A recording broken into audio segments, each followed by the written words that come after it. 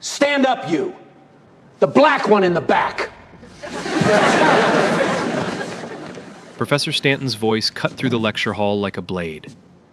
Elijah Brooks rose slowly. 35 pairs of eyes locked onto him. Yes, you. The diversity admission. Come to the board. Stanton smirked. Prove a black brain can keep up with white ones. Scattered laughter rippled through the room. Solve this occasion. Prove you belong here. Elijah walked to the chalkboard. He picked up the chalk. Prove a black brain can keep up with white ones. Then he saw it. The equation was wrong. Deliberately wrong. Professor Stanton had written a trap designed to make Elijah fail publicly. But Elijah didn't fail. What he did next made the entire room go silent. What would you do if your professor set you up to fail? Man, they really tried to set him up. Let's see how this plays out. To understand what happened next, you need to know who Elijah Brooks really was. 18 years old. Born in Roxbury, the poorest neighborhood in Boston. His mother, Dorothy, cleaned office buildings at night. His father died in a construction accident when Elijah was 10. No tutors, no prep schools, no connections. Just a library card and a brain that saw numbers differently than anyone else. Elijah taught himself calculus at 12, differential equations at 14. By 16, he was solving problems that college students struggled with. His high school math teacher called MIT. "You need to see this kid," she said. "He's special." MIT offered him a full scholarship. So did Harvard. So did Whitmore University, one of the most prestigious private institutions on the East Coast. Elijah chose Whitmore. It was smaller, more personal. He thought he would be seen there. He was wrong. Whitmore University sat on 200 acres of manicured lawns and ivy-covered buildings. Founded in 1856. Old money, old traditions, old attitudes. The mathematics department lived in Crawford Hall, a stone building named after the family that founded the school. Oil paintings of white men lined the hallways, every single one. Out of 1,200 freshmen, only 12 were black. And in Advanced Mathematics 301, Professor Stanton's elite class, Elijah was the only one. Professor Harold Stanton had ruled the math department for 30 years. Published author, award-winning teacher, his word was law. Students feared him. Colleagues respected him. Administrators protected him. But there was something else about Stanton. Something people whispered about but never said out loud. In the past 5 years, 3 black students had enrolled in his advanced class. All 3 left the program. 2 transferred to other schools. 1 dropped out completely. No formal complaints ever stuck. Stanton was too powerful, too connected, too careful. He never used slurs in writing. He never left evidence. He just made certain students feel so unwelcome, so stupid, so worthless, that they quit on their own. Now Elijah stood at that same chalkboard, the same place where 3 others had been broken. Stanton leaned back in his chair, arms crossed. "We're waiting, Mr. Brooks. Or is this too difficult for a scholarship case?" More laughter from the class. Tyler Morrison, a wealthy white student in the front row, turned around with a grin. Maybe he needs a calculator. Or a translator. Stanton didn't correct him. He just smiled. Elijah stared at the equation. His heart was pounding, but his mind was calm. Something was wrong with line 2. The sign change. It was outside the square root when it should have been inside. A tiny error, almost invisible. But Elijah saw it immediately, and he understood exactly what it meant. If he solved the equation as written, he would get the wrong answer. He would look incompetent. Stanton would fail him in front of everyone. That was the trap. Elijah had 2 choices. Choice 1. Solve the problem as written. Get the wrong answer. Confirm every stereotype Stanton believed about black students. Choice 2. Point out the error. Challenge a professor with 30 years of experience. Risk being called arrogant, disrespectful, an angry black student who couldn't accept authority. Either way, Stanton won. Elijah's hand trembled slightly. He thought about his mother. Right now, she was probably scrubbing floors in some downtown office building. Her knees ached. Her back hurt. She hadn't taken a vacation in 15 years. Everything she sacrificed, every late night, every missed meal, every dollar saved, was for this moment. For Elijah to stand in rooms like this. To prove that where you come from doesn't determine where you can go. He couldn't fail her. He wouldn't. Elijah turned around. His voice was quiet, steady, respectful. Professor Stanton, may I ask a question? Stanton raised an eyebrow. Questions? You're supposed to be solving, not asking. I understand, sir. I just want to confirm. This is the exact equation you want me to solve, exactly as written. Stanton's smile flickered, just for a moment. Are you suggesting I made a mistake? 30 years in this field, and you think I can't write a simple equation? No, sir. I'm just confirming. Solve the problem. The room was dead silent. Elijah turned back to the board. He raised the chalk, and instead of solving the equation, he crossed out line 2 and rewrote it correctly. What do you think Stanton did when a freshman publicly corrected his work? The chalk scratched against the board. Every student held their breath. Elijah rewrote line 2. Clean, correct. The sign changed now inside the square root, exactly where it belonged. Then he kept going. Line 3, line 4, line 5. Each step flowed naturally from the corrected equation. He set down the chalk and stepped back. The solution was perfect. For 3 full seconds, no one moved. Professor Stanton's face went through 4 colors: pink, red, white, then a shade of purple Elijah had never seen on a human being. What do you think you're doing? Stanton's voice was barely controlled. His hands gripped the armrests of his chair. Elijah turned to face him, calm, respectful, quiet. The equation had an error, sir. Line 2. The sign change was in the wrong position. I corrected it before solving. You corrected it. Yes, sir. You, a first-year student, corrected my equation. The math was wrong, sir. I fixed it. The room was absolutely silent. No one breathed.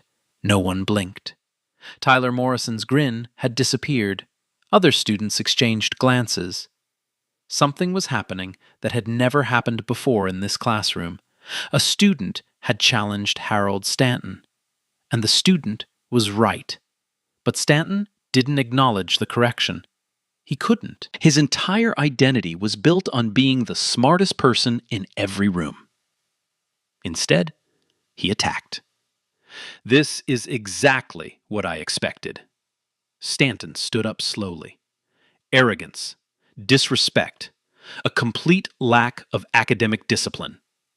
He walked toward Elijah, each step deliberate. You don't correct professors, Mr. Brooks. You learn from them. That's how education works. But clearly, wherever you came from didn't teach you that. Elijah said nothing. He just stood there. F for today's examination. And I'm noting this incident in your academic file. Insubordination. Challenging faculty authority. Still, Elijah remained silent. You can return to your seat now, if you can find it. Elijah walked back to his desk. He sat down. He didn't look at anyone. But inside his chest, something was burning. Not anger, something deeper. Something that had been building for 18 years. Class ended 20 minutes later. Students filed out quickly, avoiding eye contact with Elijah, but one person stayed behind. Dr. Samuel Preston had been sitting in the back row, a visiting professor from Stanford, here to evaluate teaching quality across the department. He had seen everything. Preston approached Elijah in the hallway outside. "That equation on the board. You spotted the error immediately?" Elijah looked up, cautious. Another professor. Another potential threat. "Yes, sir." "How? Most graduate students wouldn't catch that mistake. I almost missed it myself." Elijah hesitated. He had learned to hide, to stay invisible. Showing his abilities only made him a target. But something in Preston's eyes was different.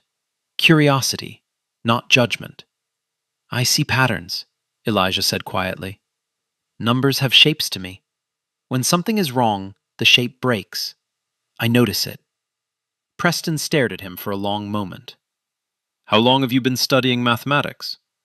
"Since I was 8. Self-taught. Library books." Preston nodded slowly. Something was clicking in his mind. Pieces of a puzzle coming together. That equation Stanton wrote, it wasn't in any textbook. He created it himself. "I know, sir." "You know what that means?" Elijah met his eyes. "It means it wasn't an accident." Preston's expression darkened. No, it wasn't.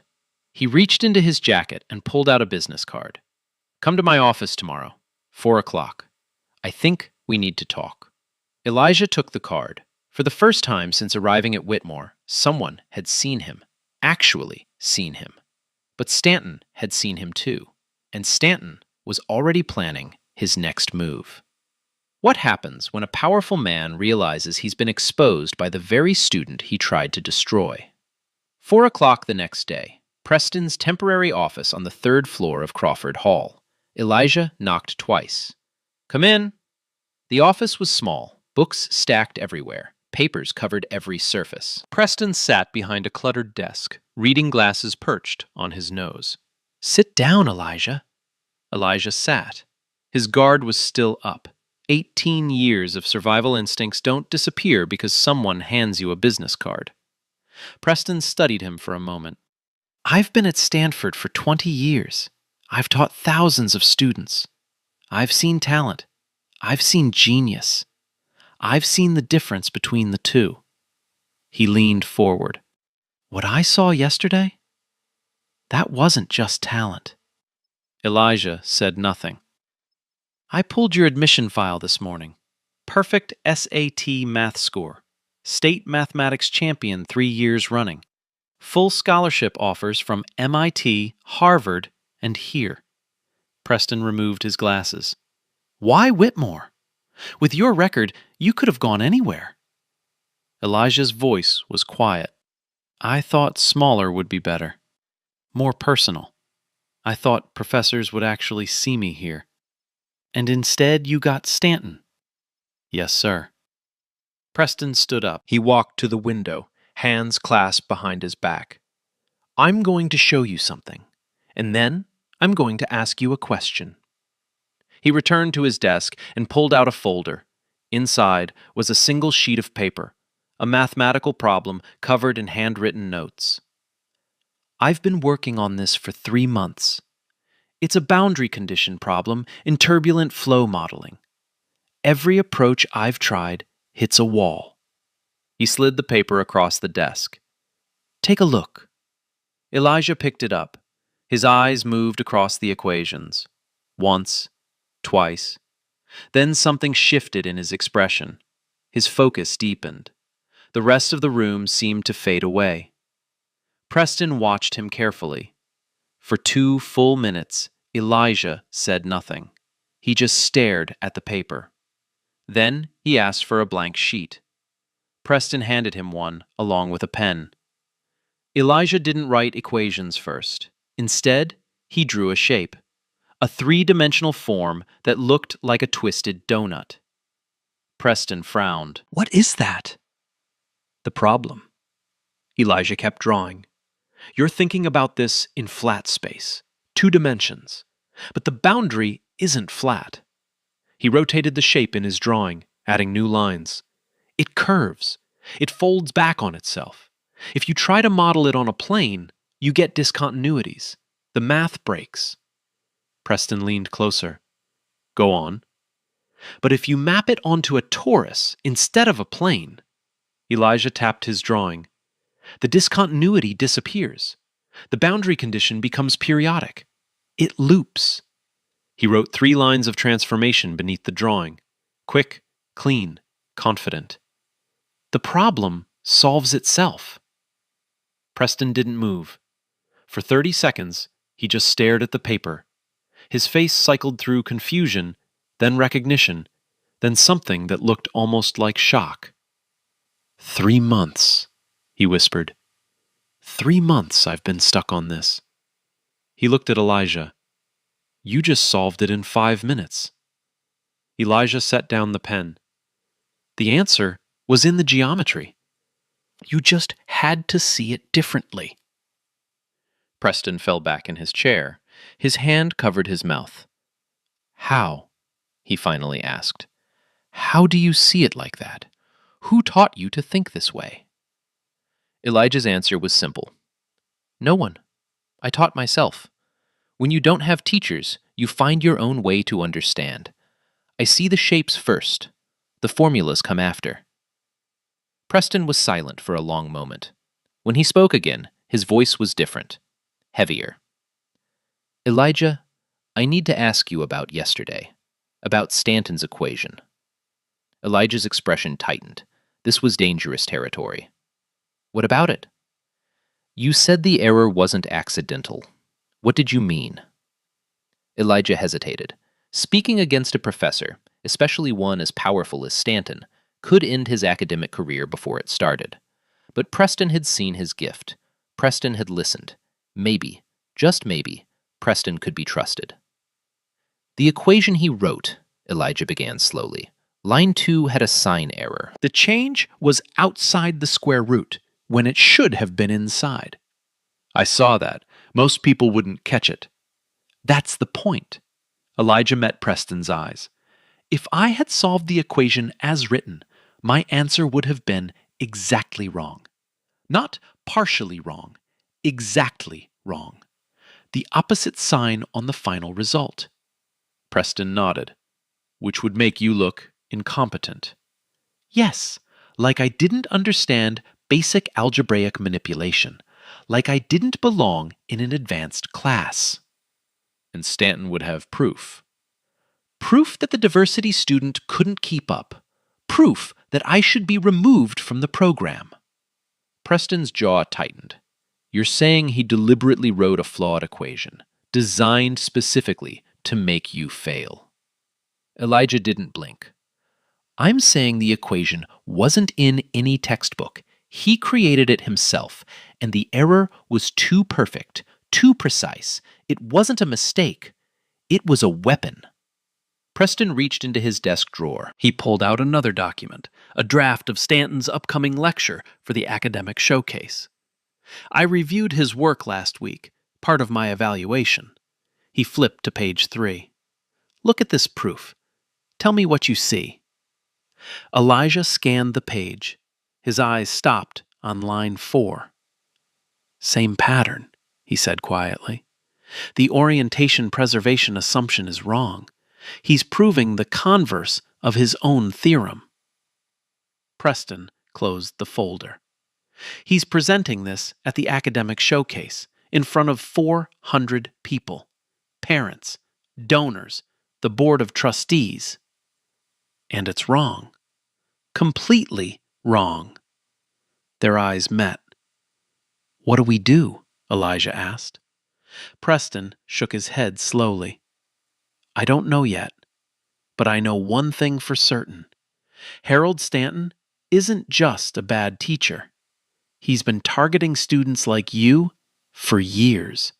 And if we don't stop him, you won't be his last victim. But stopping a man like Stanton wouldn't be easy, because Stanton had already started his counterattack. The counterattack came faster than anyone expected. 2 days after the classroom incident, Elijah received an official letter from the Dean of Students' office. Academic disciplinary hearing. Charges: insubordination, disrespect toward faculty, conduct unbecoming of a Whitmore student. The hearing was scheduled for the day of the academic showcase, the biggest event of the year. 400 guests, parents, donors, board members, local media, and Elijah would be on trial. Stanton had made his move. If he couldn't break Elijah in the classroom, he would destroy him publicly, officially, permanently. The news spread through campus like wildfire. "Did you hear? That black freshman is getting expelled." "I heard he cursed at Professor Stanton." "No, he tried to fight him." Diversity admissions, man. They can't handle real academics. The rumors grew worse every day, each version more distorted than the last. By the end of the week, half the campus believed Elijah had physically threatened a professor. No one asked Elijah what actually happened. No one asked for his side. He was already guilty. The trial was just a formality. Preston tried to intervene. He filed a formal request to testify at the hearing. As a Stanford professor evaluating teaching quality, his observations should have been relevant. The request was denied. Professor Gerald Crawford, Stanton's closest friend and the chairman of the disciplinary committee, ruled that outside testimony was not applicable to student conduct matters. Preston pushed harder. He contacted the dean directly. 2 hours later, he received a phone call from Stanford. "Dr. Preston, we've received some concerning reports about your conduct at Whitmore." "What reports?" "Allegations of inappropriate relationships with students. Nothing formal yet. But if these allegations continue, your sabbatical position may need to be reconsidered." The threat was clear. Help Elijah, lose your career. Preston had a choice to make. Meanwhile, Rachel Whitfield was having her own crisis of conscience. Rachel was a senior, top of her class, Stanton's teaching assistant for 2 years. She had always admired him, respected him, defended him. But she had been in that classroom. She had seen the equation. She had watched Elijah correct it, correctly. And she had seen Stanton's face afterward. Not embarrassment, not surprise. Rage. Pure rage. The rage of someone whose trap had failed. That night, Rachel couldn't sleep. She kept thinking about the other students, the ones who came before Elijah. Marcus Williams, transferred to state after 1 semester with Stanton. Deja Robinson, dropped out, never finished her degree. Andre Mitchell, switched majors, gave up on mathematics entirely. 3 black students, 3 destroyed dreams, 1 professor. Was it coincidence, or was it a pattern? Rachel made a decision, a dangerous one. She went to Stanton's office after hours, used her TA access code to enter. His computer was still logged in. She searched his emails. What she found made her stomach turn. Emails to Crawford, emails to other faculty, dating back 5 years. Another diversity case in 301. I'll handle it like the others. The Williams boy withdrew today. Good riddance. These affirmative action students dilute our program's reputation. And 1 email sent the night before Elijah's first class. New diversity admission starting Monday. Full scholarship. Let's see how long this one lasts. Rachel took photos of everything. Her hands were shaking so badly she almost dropped her phone twice. She was about to leave when the office door opened. Stanton stood in the doorway. His eyes moved from Rachel to the computer screen. "What are you doing?" Rachel couldn't speak. "You're fired." Stanton's voice was ice. "And if you breathe a word of this to anyone, I'll make sure you never work in academia. Ever. He stepped closer. Do you understand me? Rachel ran. She didn't stop until she reached her dorm room. She locked the door and collapsed against it, sobbing. She had the evidence, but she was terrified to use it. Back in his dorm, Elijah sat alone at his desk. His textbooks lay open, but he couldn't focus. 3 days until the hearing. 3 days until his future was decided by people who had already made up their minds. All right, I'm already hooked at this point. Like an 18-year-old kid with that kind of gift? And this is how they treat him? Nah, if that was me, I'd lose my mind. That's just wild. But the worst was still coming, because Stanton wasn't just trying to expel Elijah anymore. He was trying to erase him completely. What happens when a man with unlimited power decides to destroy someone with unlimited potential? 3 days until the hearing. The clock was ticking. Elijah had almost no one on his side. Preston was being blackmailed into silence. Rachel was too terrified to come forward. And every day, the rumors grew worse. But Elijah wasn't completely alone. Day 1. Preston couldn't testify, but he could still investigate. He spent the entire day in the university archives, pulling records, cross-referencing enrollment data, tracking patterns. What he found confirmed his worst suspicions. In the past 5 years, 7 black students had enrolled in Stanton's advanced mathematics program. 7. Only 1 had graduated, and that student transferred to a different advisor after just 1 semester with Stanton. The other 6? Gone. Transferred, dropped out, switched majors, disappeared from the mathematics department entirely. Preston documented everything. Names, dates, outcomes. But the documentation wasn't proof. He needed more. That evening, he made phone calls. Former students, former colleagues, anyone who might talk. Most hung up immediately. The name Stanton made people nervous. But one person called back. Dr. Michelle Warren, now teaching at a small college in Ohio. She had been Stanton's teaching assistant 15 years ago. I always knew something was wrong, she said quietly. The way he treated certain students, the patterns. But I was young. I was scared. I needed his recommendation. Would you be willing to make a statement? Long pause.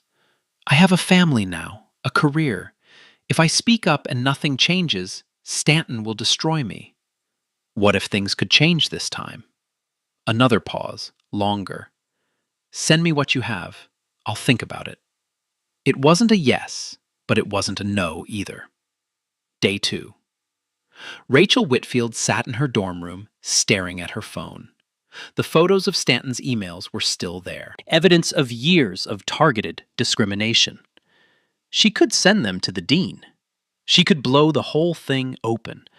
But Stanton's threat echoed in her mind. I'll make sure you never work in academia. Ever. She was 22 years old. Her entire future was in mathematics. Graduate school applications were due in 2 months. She needed recommendations. She needed connections. Stanton controlled all of it. Her phone buzzed. A text from her mother. So proud of you, sweetie. First one in our family to get a master's degree soon. Love you. Rachel's hands trembled. She had worked so hard to get here. Was she really going to throw it all away for a student she barely knew? But then she thought about Elijah, standing at that chalkboard, alone, surrounded by people who wanted him to fail. She thought about Marcus Williams. She had been his tutor briefly, smart kid, kind eyes, full of potential. He was working at a grocery store now. His mathematics career ended before it started. How many more would there be? Rachel made a decision. Not the safe one, the right one. She forwarded the photos to a new email address, an anonymous account she created just for this purpose. Then she sent one message to Dean Catherine Wells. You need to see this. Day 3, the morning of the hearing. Elijah woke up at 5 a.m. He hadn't slept more than 2 hours. He put on his only dress shirt, the one his mother bought him for high school graduation. It was slightly too small now, but it was all he had. His phone rang.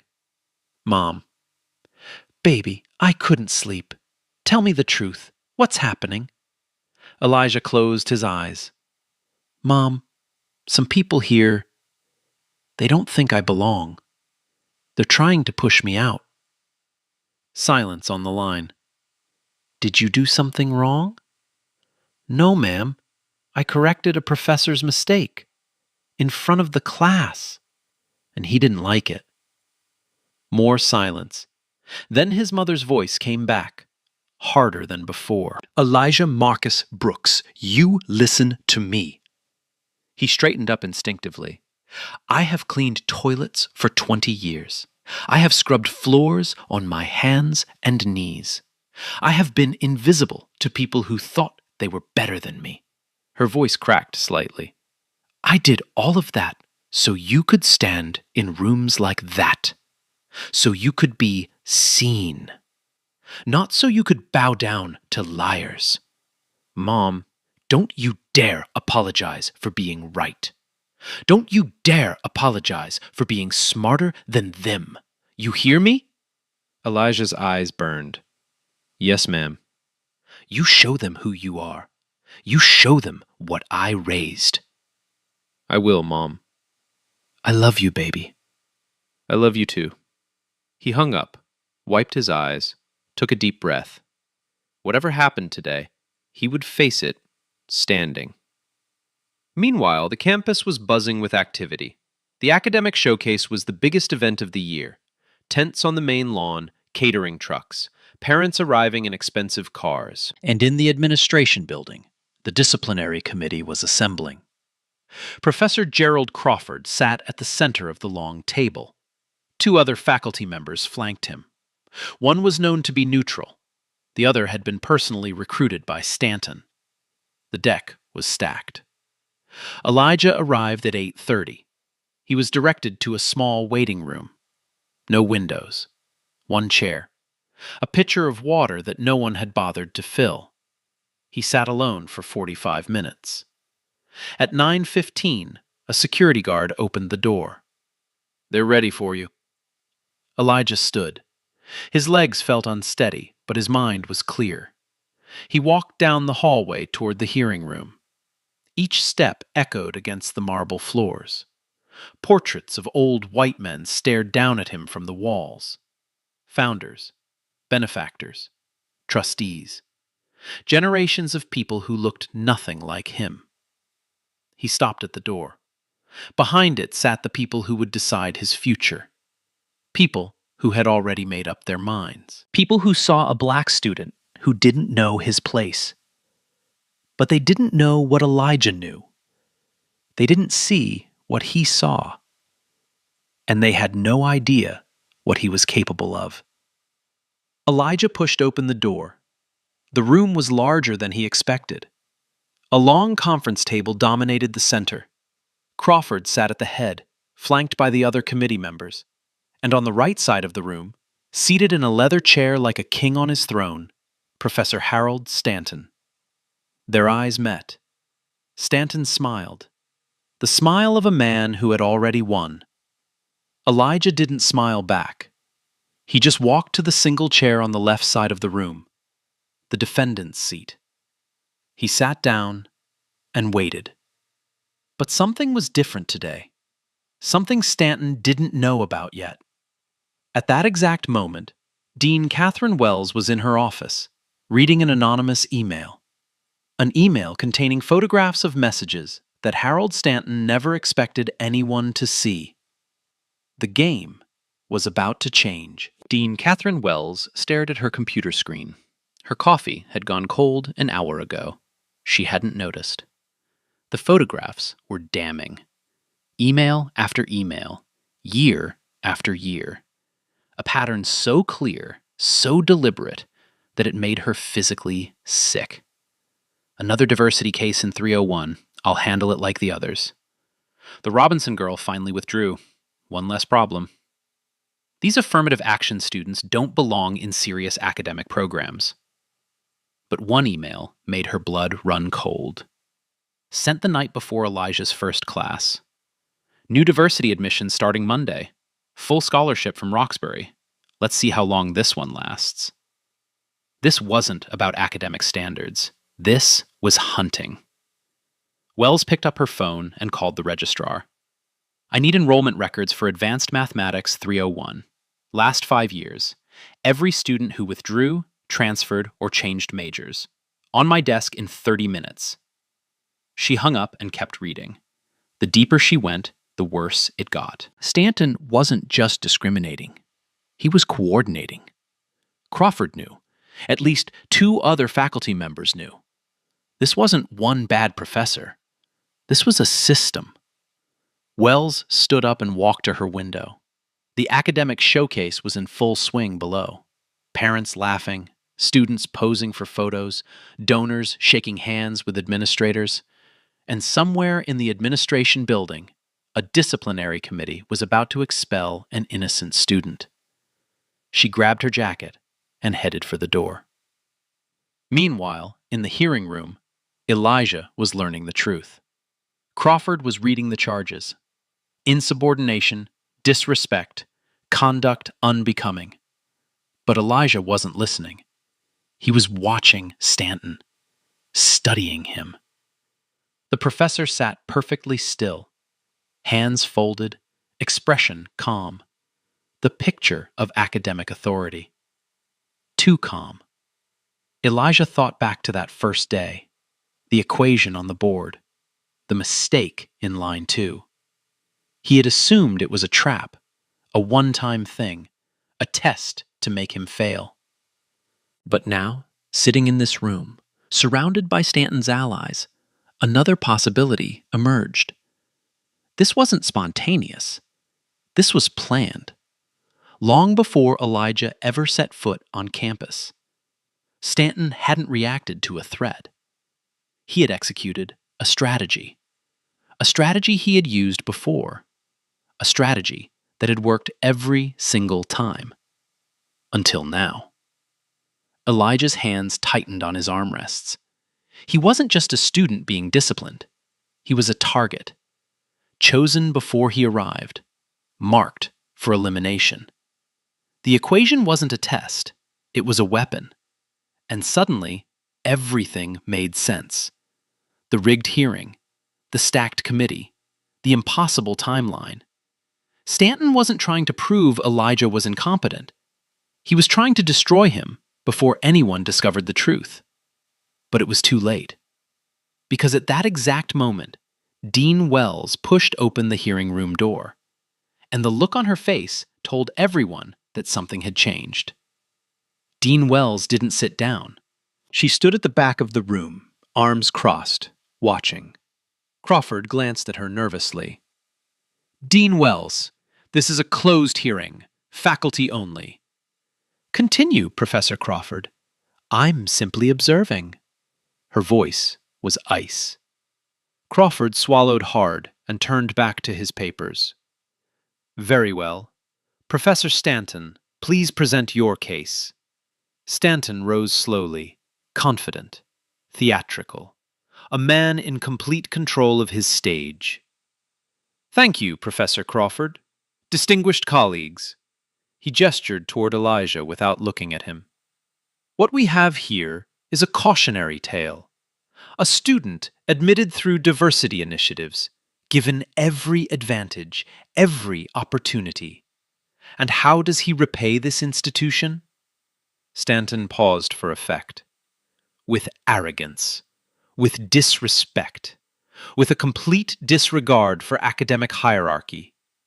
He began pacing. On his very first day in my classroom, Mr. Brooks publicly challenged my expertise.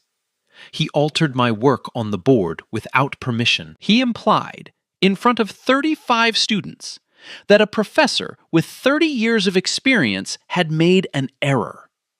Stanton shook his head sadly. This is not how scholarship works. This is not how learning works. This is ego. Unchecked, undisciplined ego. He turned to the committee. I recommend immediate expulsion. For the good of the program. For the good of Whitmore. Crawford nodded gravely. Thank you, Professor Stanton. Mr. Brooks, do you have anything to say in your defense?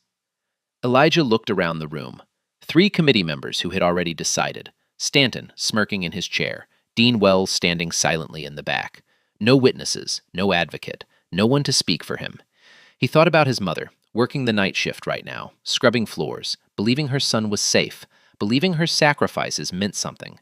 He thought about the students who came before him, Marcus, Deja, Andre, all of them broken by this same system, this same man. He thought about walking out, just leaving, accepting defeat, starting over somewhere else. Maybe that was the smart move, the safe move. But then he remembered his mother's words. Don't you dare apologize for being right. Elijah looked up. The equation was wrong. Crawford frowned. Excuse me? The equation Professor Stanton wrote on the board. It had an error. Line 2. The sign change was outside the square root. It should have been inside. Stanton's smile flickered. This is exactly what I'm talking about. Even now, he refuses to accept. If I had solved it as written, Elijah continued, voice steady, my answer would have been exactly wrong. The opposite sign. It would have proven I didn't understand basic algebra. He looked directly at Stanton. That equation wasn't a test, Professor. It was a trap. The room went silent. Crawford cleared his throat. These are serious accusations, Mr. Brooks. Do you have any proof? Check the textbook. That equation isn't in there. Professor Stanton created it himself, specifically for that day, specifically for me. Stanton stood up abruptly. This is absurd. I will not sit here and be accused by a first-year student who... Actually, I'd like to hear more. Every head turned to Dean Wells.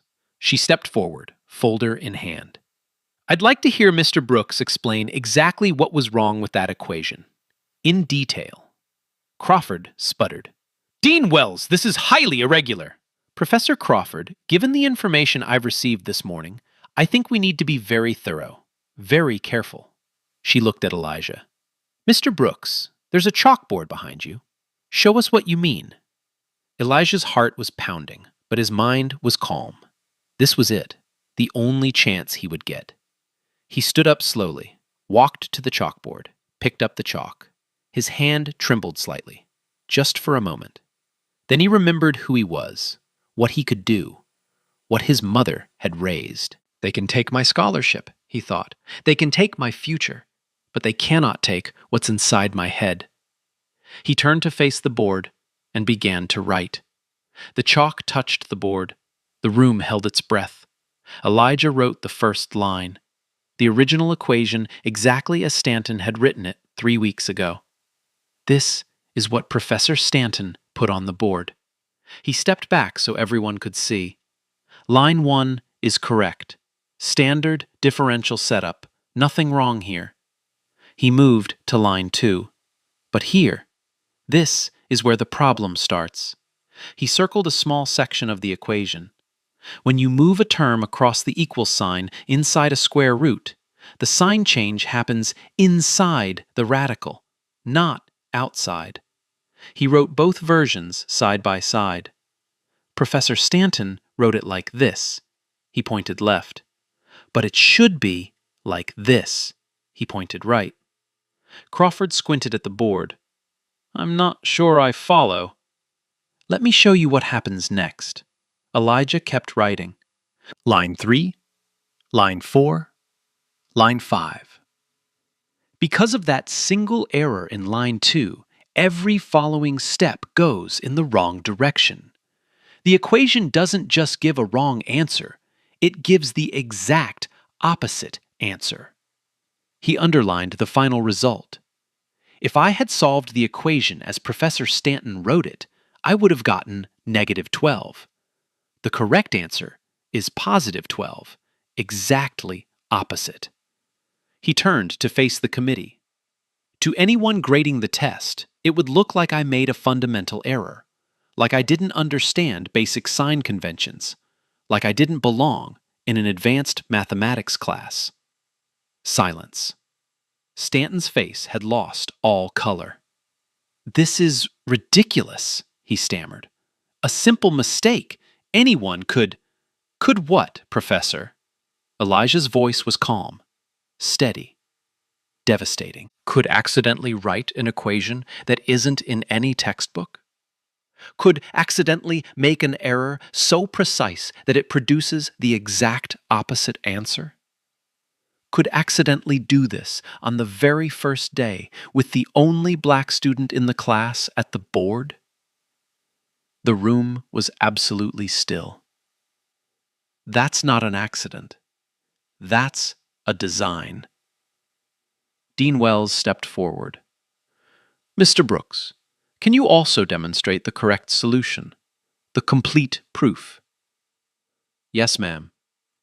Elijah turned back to the board, and this time he didn't just correct, he created. Line by line, he rebuilt the equation from scratch. But he didn't stop at the basic solution. He extended it, transformed it, took it places that weren't in any undergraduate textbook. The chalk moved faster now. His confidence grew with each line. He showed the geometric interpretation, drew a three-dimensional shape that made the abstract concrete. "When you visualize it this way," he explained, "you can see that the boundary condition folds back on itself. It's not linear. It's periodic." He wrote 3 more lines of transformation. "Map it onto a toroidal surface, and the discontinuity disappears. The solution becomes elegant, self-contained." He set down the chalk and stepped back. The board was covered with mathematics. Not just corrections, original thinking, graduate-level work, from an 18-year-old freshman. For 10 seconds, no one spoke. Then Dr. Harrison, the neutral committee member, slowly stood up. "My God," he whispered. This is exceptional." He looked at Elijah with completely new eyes. "This isn't undergraduate work. This is doctoral level, maybe beyond." Crawford's face had gone pale. Stanton was gripping the armrests of his chair so hard his knuckles were white.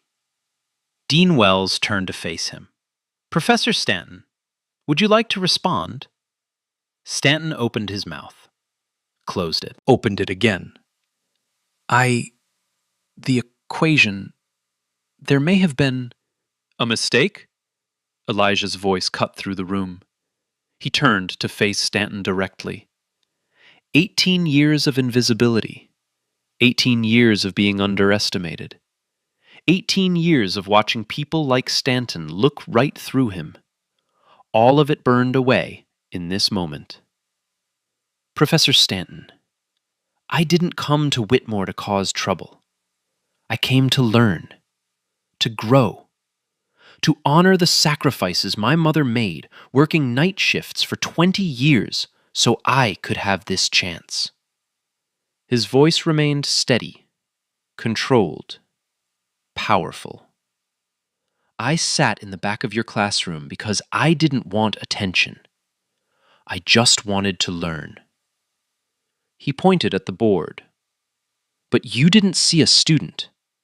You saw a target, a problem to be eliminated. Just like Marcus Williams, just like Deja Robinson, just like Andre Mitchell." Stanton flinched at each name. "I'm not incompetent, Professor. I'm not unqualified.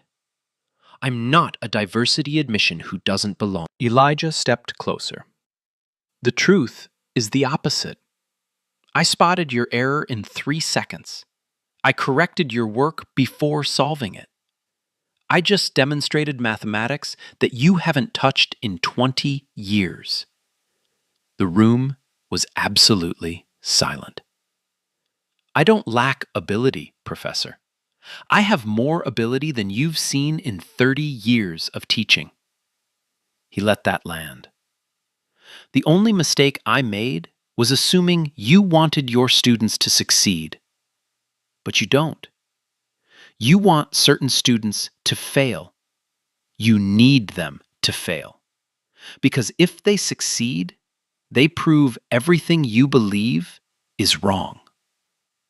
Stanton's face was gray now. His hands were trembling. Dr. Harrison spoke up again. Professor Stanton, I think you need to respond to these allegations. The mathematics on that board speaks for itself. Either that equation was an accident, or it wasn't. Crawford tried to intervene. Perhaps we should take a recess. No! Dean Wells' voice was final. Professor Stanton, did you or did you not deliberately write an incorrect equation designed to make this student fail? Every eye in the room locked onto Stanton. His mouth opened. His voice came out barely a whisper. I may have been mistaken. Mistaken about what, Professor? Stanton's eyes dropped to the floor. The equation. It appears there was an error. An accidental error? Silence. Professor Stanton, was it accidental? The longest pause of Elijah's life. Then, so quietly that only the front row could hear. No. The word hung in the air like a bomb that had just detonated. Dr. Harrison sat down heavily. Crawford put his head in his hands, and Dean Wells pulled out her folder. Then I think it's time we discussed the other evidence I received this morning. She opened the folder and placed the first photograph on the table. Let's talk about what you wrote the night before Mr. Brooks arrived at Whitmore. The color drained from Stanton's face completely. He knew exactly what was in that folder. And he knew his 30-year career had just ended. Dean Wells spread the photographs across the table, one by one. These are emails from your account, Professor Stanton, sent over the past 5 years. She read the first one aloud. Another diversity case in 301. I'll handle it like the others. Dated September 2019. Stanton didn't move. The Robinson girl finally withdrew. One less problem. November 2020. Crawford's face had turned ashen. He was mentioned in several of these emails. And this one, sent the night before Mr. Brooks started your class. Wells held up the paper. New diversity admission starting Monday. Full scholarship from Roxbury. Let's see how long this one lasts. She set it down. This wasn't a mistake, Professor. This was a campaign. 5 years. 7 students. All black. All pushed out of your program. Dr. Harrison stood up abruptly. I move to dismiss all charges against Mr. Brooks. Immediately. Seconded, said the third committee member, speaking for the first time. Crawford sat frozen. He couldn't second it. He was implicated too. Motion passes. Dean Wells closed the folder. Mr. Brooks, you are cleared of all charges. Your academic record will reflect no disciplinary action. But she wasn't finished. Furthermore, I am opening a formal investigation into Professor Stanton's conduct. Effective immediately, he is suspended from all teaching duties. Stanton finally spoke. You can't do this. I have tenure. I have 30 years. You have emails, Professor, documenting a pattern of racial discrimination. Your tenure won't protect you from this. She turned to Crawford. Professor Crawford, given your involvement in these communications, you are also suspended, pending investigation. Crawford's mouth opened and closed. No words came out. Dr. Harrison stepped forward. He looked at Elijah with something new in his eyes. Respect. Mr. Brooks, the academic showcase is still happening outside. 400 people are waiting to see our best and brightest. He glanced at the chalkboard covered with Elijah's work. I believe we've just found our keynote speaker. The room shifted. The air changed. 30 minutes ago, Elijah was a defendant, a problem, a target. Now he was being invited to the main stage. But the biggest surprise was still coming, and it would change Elijah's life forever. 1 hour later, Atkinson Auditorium, 400 people. Parents, donors, board members, faculty, students. And at the podium, Elijah Brooks, still wearing his too small graduation shirt, still 18 years old, still from Roxbury. But everything else had changed. He didn't talk about Stanton. He didn't talk about the hearing. He talked about mathematics, about seeing shapes before formulas, about teaching himself calculus from library books, about the beauty of numbers when you let them speak. The audience was silent, captivated, seeing something they had never expected. When he finished, the applause started slowly. 1 person, then 10, then the entire room, a standing ovation for a freshman who almost got expelled 3 hours ago. Afterward, a woman in an elegant suit approached him, Margaret Sterling, CEO of Sterling Technologies, Whitmore's largest donor. Mr. Brooks, I'd like to discuss a research fellowship. Full funding, any program you choose. Elijah shook her hand. His grip was steady now. Thank you, ma'am. I'd like that. Across the room, Stanton stood near the exit, watching. His face was empty, defeated. Crawford approached him quietly. Harold, we should go. Stanton didn't move. His eyes stayed on Elijah. 30 years, he whispered. 30 years I've built this department. He finally turned away. His shoulders slumped. His footsteps echoed in the empty hallway. No applause for him, no handshakes, no future, just silence. That night, Elijah sat in his dorm room. His phone rang. Mom. Baby, how did it go? Elijah smiled, really smiled, for the first time in weeks. Mom, they believed me. Everyone saw. Silence on the line. Then, soft crying. I always knew, baby. I always knew. Yo, real talk, this story hits different for me. Because I've been that kid. Overlooked, doubted, told I didn't belong. And I know how it feels when someone finally sees you. Like, really sees you. That's why I had to share this one. So here's my ask. If you've ever been underestimated, drop your story in the comments. I want to hear it. Hit subscribe for more stories like this, and share this with someone who needs to hear it today, because everyone deserves to be seen.